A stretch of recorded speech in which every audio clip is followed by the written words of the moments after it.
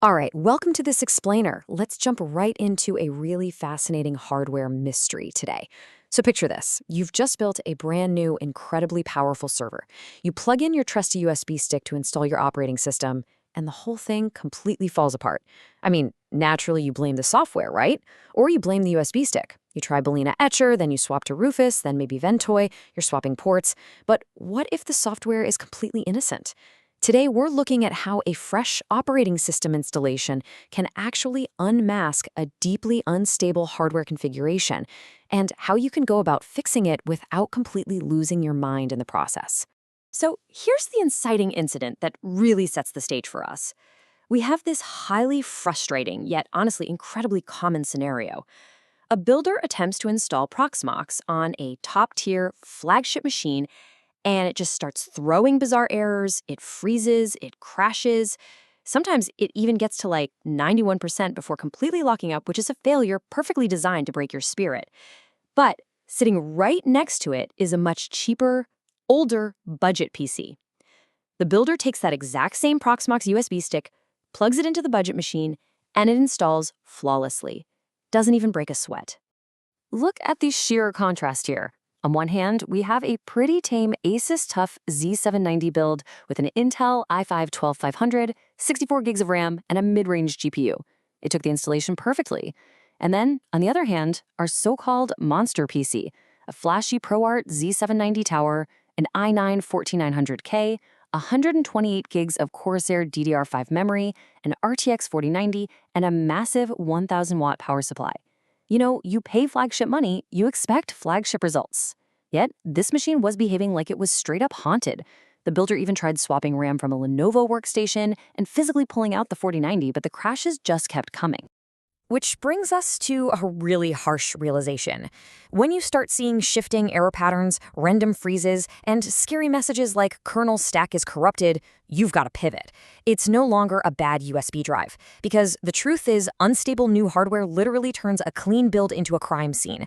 When you've just dropped thousands of dollars, this is deeply personal. Suddenly you can't trust anything. The motherboard, the memory, the power supply, even the power cable starts looking kind of suspicious. The suspicion has firmly moved off the software and directly onto the hardware itself. Moving into Section 1, Prime Suspects, the CPU and motherboard. Right away, the Intel i9-14900K is a prime suspect, and not because it isn't fast, but because that specific generation carries a lot of baggage.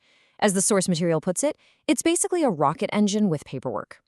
13th and 14th gen Intel chips became notorious for strange crashes, weird voltage behaviors, and real degradation concerns. The uncomfortable truth in the PC building community right now is that running a system at quote-unquote stock settings absolutely does not automatically mean it's running at safe settings. The root of the issue here is a massive clash of expectations. Think about it. Proxmox is a hypervisor. It demands boring, durable, rock-solid stability.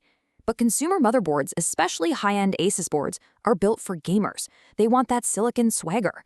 They come out of the box with this whole forest of overclocking features enabled: multi-core enhancement, aggressive power limits, auto-overclocking, you name it. These goals just do not automatically coexist. A system can look absolutely excellent on a short gaming benchmark, but it will completely fall apart under real infrastructure load until you tame those helpful performance features. Section 2. The accomplices, memory and display. Now, it is a dangerous assumption, a very dangerous assumption, to think that just because your 128 gigs of high-capacity DDR5 RAM lights up, passes basic boot training, and gets you into the BIOS, it is perfectly stable. Memory instability is incredibly sneaky, especially with these large-capacity kits on DDR5 platforms. It can pass training, it can boot, it can even pass a couple of light tests before finally showing its teeth and just crashing your entire system. So the crucial point here is understanding what true memory stability testing actually looks like. It is not running mem tests for 5 minutes while you go make a cup of coffee. No way. It requires multiple passes over 12 hours or more. The whole goal is to catch that rare bit flip that only rears its head when the temperature, the timing, and the load all align in the worst possible way.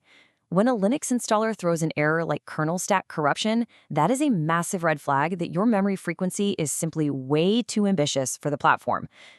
But it's not just the memory causing chaos. We also have what I'll call the display stack diversion. Sometimes a Linux installer throws a kernel panic simply because the graphical installer trips over a brand new GPU, like that RTX 4090 or even the Intel integrated graphics. The display drivers get involved and crash the whole process.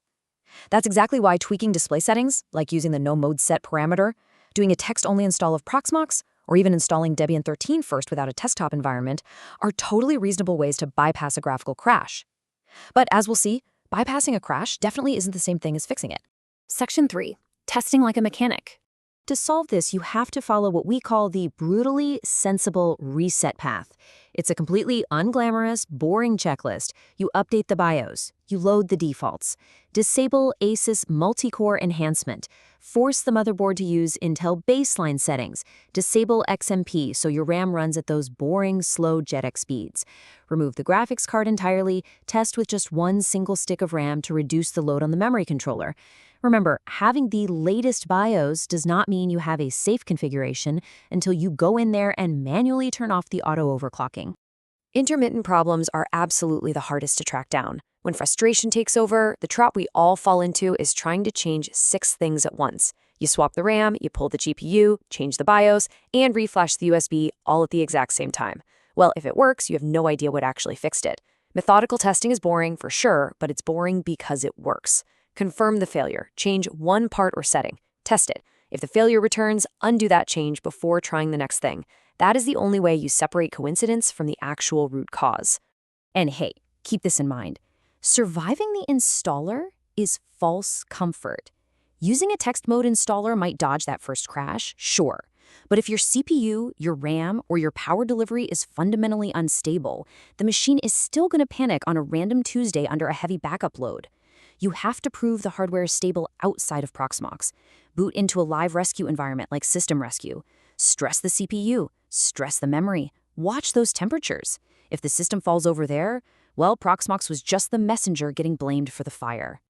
Section 4. The verdict. The installer's true warning. Ultimately, getting a kernel panic during an operating system installation feels like the software itself is collapsing. But in this case, the software was actually just revealing the truth. Proxmox didn't kill this $3,000 build, it simply put weight on the floorboards and revealed the rotten hardware foundation underneath. It was a configuration stack failure, an i9, gamer motherboard defaults, and huge DDR5 capacity all interacting at the absolute worst possible moment. The installer was just the smoke alarm, not the fire. Which leaves us with this final critical thought to reflect on for your own setups. We pay a serious premium for hardware with aggressive boost clocks, multi-core enhancements, and extreme memory profiles. But are those very same premium performance features secretly destroying the stable foundation your system actually relies on? The next time an installer crashes on your shiny new machine, don't just immediately reflash the USB drive. It might be time to take a hard, long look at the expensive hardware sitting right in front of you. Thanks for joining me on this explainer, and happy troubleshooting.